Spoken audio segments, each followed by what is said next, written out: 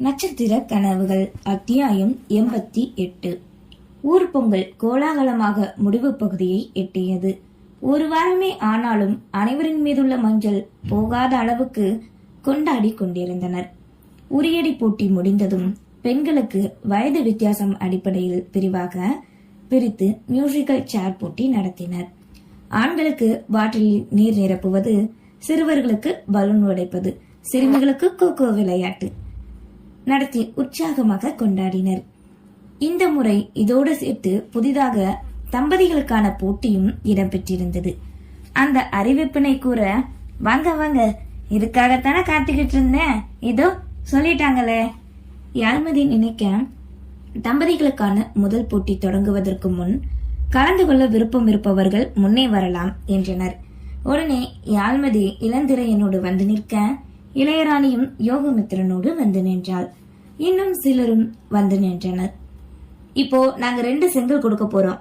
இந்த செங்கலை வச்சு இந்த கோட்டுல இருந்து அந்த கோடு வரைக்கும் போகணும். அதுவும் உங்களுக்கு கொடுத்த கோட்டுக்குள்ள மட்டும்தான் போகணும். மனைவி செங்கல் மேல மிதிச்சு நடக்க கணவன்க வந்த மனைவிகளோட கால் தரையில படாம செங்கலை நகர்த்தி கொண்டு போகணும். இதுதான் போட்டி என்றதும், என்னது 2 செங்கலா? யோ 3 செங்கலை தாங்கயா? ஆண்கள் கூறவே, அதெல்லாம் முடியாது தம்பிகளா, 2 செங்கல் தான் முடிவாய் கூறிவிட்டனர். மாமா, நம்ம தான் ஜெயிக்கணும் யாழ்மதி கூற, அதையே தான் இளந்திரையனும் கூறினான். மச்சா மாப்ள, இருவரின் மனமும் ஒரே போல், எப்படியாவது இவளுக கால தரையில ஊனி தோக்க வச்சிடணும் கடவுளே என வேண்டிக் கொண்டது. போட்டியும் ஆரம்பிக்க முதல் செங்கலில் கால் வைத்து பின் 2வது செங்கலில் கால் வைக்க, அந்த முதல் செங்கலை எடுத்து முன்னே வைக்கும் நேரம் ஒற்றை காலில் இருக்கும் நிலையில் பெண்கள் இருந்தனர். கணவன்களோ எவ்வளவு வேகமாக மாற்றி வைக்க முடியுமோ அந்த அளவுக்கு அவர்கள் தாக்குப்பிடிக்கும் நிலை. இப்படியே ஒவ்வொன்றராக நகர்ச்சி சென்று கொள்ள ஒரு சில பெண்கள் நடுவில் காலினை தரையில் ஊன்றி தோற்றுவிட்டனர். அப்படியே அடுத்த சில நிமிடங்களில் மற்ற 2 பெண்களுமே தோற்றுவிட, இப்போது இக்கட்டில் இருந்தது யோகமித்திரன் இளந்திரையன் தான். மாமா, இன்னும் கொஞ்சம் தான், சீக்கிரம் யாழ்மதி கூற, என்னங்க சீக்கிரம், அவ என்னை விட முன்ன போயிட்டா இளையராணி கூறினாள். உங்களை கட்டிக்கிட்டு வந்ததுக்கு இன்னும் என்ன அனுபவிக்கணுமோ புலம்பியவாறு இலாவினை கண்டவனோ வெளிகளாலே, எனக்கு விட்டு கொடுத்துடா என்பது போல் கெஞ்சினான்.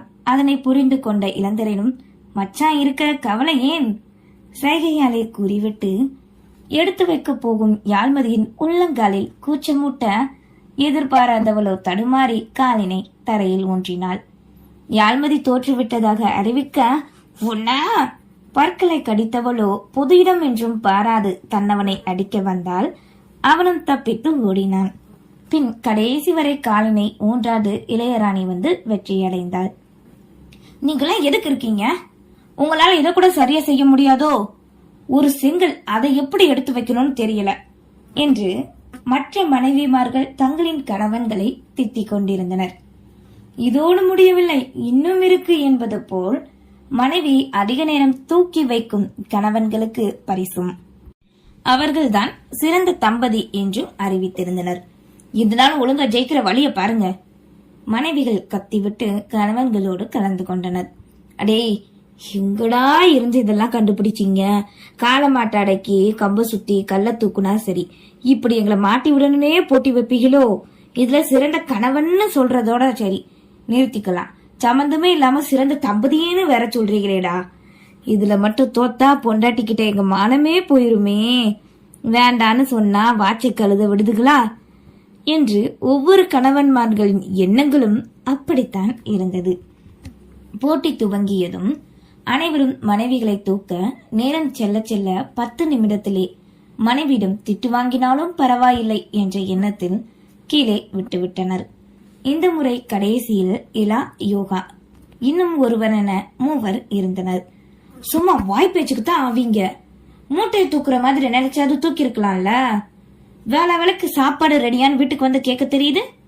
நீங்கெல்லாம் என்ன ஆம்பல? நேத்துல இருந்து பாக்குறேன், எந்த போட்டி எடுத்தாலும் இவங்க 2 பேர் தான் மாத்தி மாத்தி ஜெயிக்கிறாங்க. உங்களுக்கெல்லாம் குழந்தைங்க விளையாடுற போட்டி தான் சரிப்படும். பிறந்ததுல இருந்து கிராமத்துல வளர்ந்தவன் பெருமை மட்டும்தானே தவிர எதுக்கும் உதவாதவங்க. எல்லாரும் முன்னாடியே காட்டிட்டீங்களே, என் மானமே போச்சு என்று மனைவிமார்கள் அவரவர் கணவன்களை வறுத்தெடுக்க ஆண்கள் அனைவரின் கோபமோ இருவரின் மீதுதான் பதிந்தது. உடன் ஒருவனும் மூச்சினை பிடித்து மனைவியை தாங்கிக் கொண்டு நிற்க, அடே நீயாவது ஜெயிச்சிரு, உன்னால முடியும்டா, முடியும், அவனுக்கு 2 வத்தியும் நீ ஜெயிக்க விட்டுறாதடா. புதிதாக நிற்பவனுக்கு பச்சை கொடி காட்டிக் கொண்டிருந்தனர் மற்றவர்கள். மாமா கீழே மட்டும் என்னை விட்ட அப்புறம் காலத்துக்கு நீ என் காலடிதான், மறந்துடாத. யாழ்மதி கூறிக்கொண்டே தன் புடவை முந்தானையை வைத்து அவனின் வியர்த்த முகத்தை துடைத்துவிட, அடியே இப்ப இது ரொம்ப முக்கியம் பாரு. ஆமா நீயாட்டி வேர்வைய துடிக்கிறேன்னு சொல்லி எனக்கு கீழே போட்டா அதுக்குத்தான். ஹே இது நல்ல ஐடியாவா இருக்கே, கீழே போடட்டா போடட்டா போட்டுட்டா.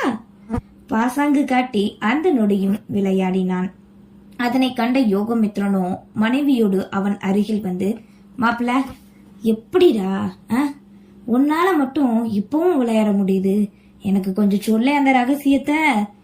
மூச்சினை பிடித்து மனைவியை தாங்கி கொண்டு கேட்டான்.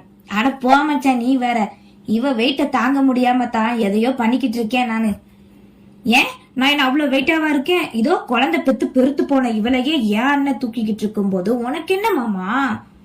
யாழ்மதி தன் மதினியை கண்டு கூறவே, அடிங்க இதுதான் நேரமும் வாயடிக்கிறியா? இருடி இரு, உனக்கு போட்டி முடிஞ்சதும் இருக்கு. நீ சரியாத்தாமா சொன்ன, இப்ப உன் மதினி அநியாயத்துக்கு வெயிட் போட்டாடாமா. யோகமித்ரனும் யாழ்மதிக்கு பரிந்து பேசினான். என்னென்ன மதினியை தூக்கி தூக்கி அனுபவம் இருக்கு போல அதான் சொல்றீங்களோ? யாழ்மதி கிண்டலாக கூற, ஆமாமா எப்படி பார்த்தது மாதிரியே சொல்றமா. அப்ப உண்மைதானா? நான் சும்மாலாம் சொன்னேன். நீயும் இருக்கியே மாமா, அண்ணன் பாரு தினமும் மதினியை தூக்குமா, நீ எல்லாம் எனத்துக்கு இருக்க. போலியான கோபமோடு கணவனிடம் காட்டமாக கத்தினாள். இல்லையா உன் புருஷனை ஒழுங்கா போக சொல்லிரு, நான் ஒரு எத்து விட்டேன் அப்புறம் கீழே விழுந்துருவீங்க 2 பேரும் பாத்துக்கோங்க. இளந்திரையன் தங்கையிடம் மிரட்டவே, இனங்க மது ஏதோ பிளான் பண்றா, அவ பேச்சு கேட்டீங்கன்னா நம்ம தோத்து போயிருவோம், வாங்க முதல்ல நம்ம தள்ளி போகலாம். ஆமா ஆமா போங்க போங்க. மதியும் ஹாயாக தன்னவரின் தோள்பட்டையில் மாலையாக கைகளை போட்டுக்கொண்டு கூறினாள். அங்க பாரு புது மாப்பிள்ள கேசவன் என்னம்மா தூக்கிக்கிட்டு இருக்கா. யோகமித்ரன் அவனை காட்டி கூற அடுத்த நொடி அவனோ பட்டனை விட்டு விட்டு மூச்சினை விட்டான். அவனின் புது மனைவியோ அடித்து விட்டு செல்ல, ஏனே இப்படி பண்ணிட்டியேனே புலம்பி விட்டு அங்கிருந்த மனைவியை சமாதானப்படுத்த சென்றான். மச்சான் உமக்கு என்ன கருணாக்கா, இந்த கொல்லிக்கண்ணு பார்வையா இலா கேட்க, அடே நான் எதை சும்மா பார்த்து சொன்னேன்டா, அவன்கிட்ட பட்டுன்னு விடுவான்னு எனக்கு என்னடா தெரியும். இவ்வளவு சொல்றியே, எங்க நீ விடு பாக்கலாம். ஏன் நீ விடு பாப்போம், நீ வேண்டியதானே. இருவரும் வார்த்தையாலே உரிமையோடு சண்டையிட்டு கொண்டிருந்தனர்.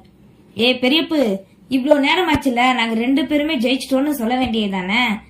இளந்திரையன் முன்னே இருந்த பெரியவர்களிடம் கத்தவே, ஒளிபெருக்கியை கையில் வைத்துக் கொண்டிருந்தவரோ, அதெல்லாம் முடியாது மகனே, ராத்திரி ஆனாலும் பரவாயில்ல, எவன் இப்படியே நிக்கிறானோ அவன் தான் ஜெயிப்பான், அது வரைக்கும் நாங்களும் இருப்போம், அப்படிதானப்பா. கூட்டத்தை பார்த்து குரல் கொடுக்க அவர்களும் விசில் சத்தத்தோடு அமாம் என கரகோஷம் எழுப்பினர். கிழிஞ்சது போ மாப்பிள்ள, என்னைய பார்த்தா உனக்கு பாவமா தெரியலையா? என் தங்கச்சியை கீழே விட்டுடா. இளந்திரையன் கூறவே, அண்ணே ஏதாவது பேசுனா பாத்துக்கோ. இளையராணி மிரட்டியே விட்டாள். என்னாலே முடியும், என்ன பண்ண மச்சான், பாப்போம் எவ்வளவு நேரம்னு. யோகமித்ரன் கூற, யோகாண்ணா பாசமோடு அழைத்தாள் யாழ்மதி. என்ன தங்கச்சி சொல்லுமா. எனக்குன்னு அண்ணனே இல்ல, நீங்க மட்டும்தானே என் அண்ணன். இந்த தங்கச்சிக்காக நீங்க விட்டு கொடுக்க மாட்டீங்களாண்ணா? என் வீட்டுக்காரர் பாவம்லண்ணா என்று விலைகளை சுருக்கி கொண்டு கெஞ்சவே மனைவியின் கட்டளையை மறந்து பாசத்தில் பட்டனை இறக்கி விட்டான் யோகமித்ரன். உடனே இளந்திரையன் ஜோடி வெற்றி பெற்றதென அறிவிப்பு வர, இத முதல்ல பண்ணிருக்கலாம் நண்டி, ஷப்பா கை வலிக்கு தாங்க முடியலப்பா. இளந்திரையன் புலம்ப, மொதல் நீ இருக்கு சீட் பண்ண கோபமோடு கேட்டாள் இளையராணி. நானா? நான் ஒண்ணும் பண்ணல, அண்ணன் தானே உன்னை விட்டது, அதுகிட்ட கேளு. நீ வா மாமா நம்ம போகலாம் கூறி சந்தோஷமாக டாட்டா காட்டி விட்டு செல்ல, முறைப்போடு நிற்கும் மனைவியை சமாளிக்க வழி தெரியாது விழிப்பிதுங்கி நின்றான். இதிலும் இவர்களே வெற்றி பெற்றது. அங்கிருந்த ஆண்களோ மனைவிகளின் அர்ச்சனையால் கொதித்துக் கொண்டிருந்தனர். பின் நேற்றும் இன்றும் வெற்றி பெற்றவர்களுக்கு சிறியவர்கள் முதல் அனைவருக்கும் பரிசு கொடுத்தனர். கடைசியில் கபடி போட்டிக்கான பரிசினை இளந்திரையனின் ஊர் பசங்களோடு சேர்ந்து விளையாட டீம்மேட்ஸ் அனைவருக்குமே பெரிய கோப்பையை கொடுத்து பின்னோடு சிறப்பாக விளையாடியது யோகமித்ரன் தான் என கூறி தனியொரு கோப்பையும் அவனுக்கு கொடுத்தனர். ஏற்கனவே கொதித்துக் கொண்டிருந்த ஆண்களோ சண்டைக்கு வர இவர்களும் தடுக்க அங்கே நொடியில் மேடையில் கைகலப்பாகியது. இலா தனது ஊரின் பசங்களையும் ஆண்களையும் தடுக்க முயல, நீ எதுவும் பேசாதடா, அது எப்படிடா எல்லாரும் விளையாடும் போது அவனுக்கு மட்டும் தனி, இது ஒத்துக்க முடியாது, நீ என்ன பெரிய வீரனா இல்ல சூரனா?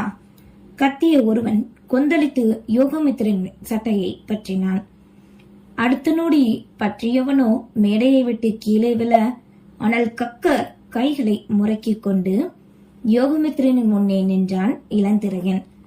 எவனாவது என் மச்சாங்கிட்ட என்ன மீறி வந்து பாருங்கடா! கர்ஜனையாய் கத்த அவனின் அந்த செயல் ஒரு நொடி அனைவரையும் அசுர வைத்து பயம் கொள்ள வைத்தது. பின் பெரியவர்கள் வந்து பேசி சரி செய்து விட்டு மற்ற பரிசினையும் கொடுத்து சுகமமாக முடித்துவிட தோளோடு அணைத்துக் கொண்டு சந்தோஷமாக நின்றனர். அதனை ஆழ்ந்து அதுவும் 2 நாட்களாக இவர்களையே கண்ட நீலகண்டனின் மனமோ சிந்தனைக்கு செல்ல சங்கரமூர்த்தியோ இப்படியே இருக்க வேண்டுமென வேண்டிக் கொண்டார். நன்றி.